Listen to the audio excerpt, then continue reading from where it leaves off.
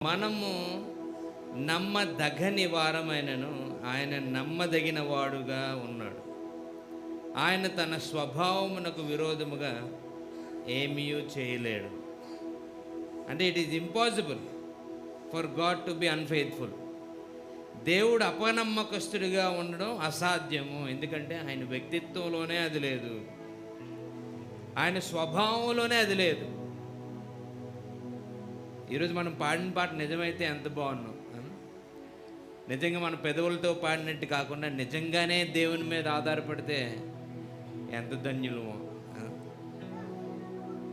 పర్వాలేదులే, నాకు వీళ్ళు ఉన్నారు, పర్వాలేదులే వాళ్ళు ఉన్నారు, పర్వాలేదులే వీళ్ళ మీద ఆధారపడతాను అని కాకుండా ఇది నిజమైతే ఎంత బాగున్నాం కదండి.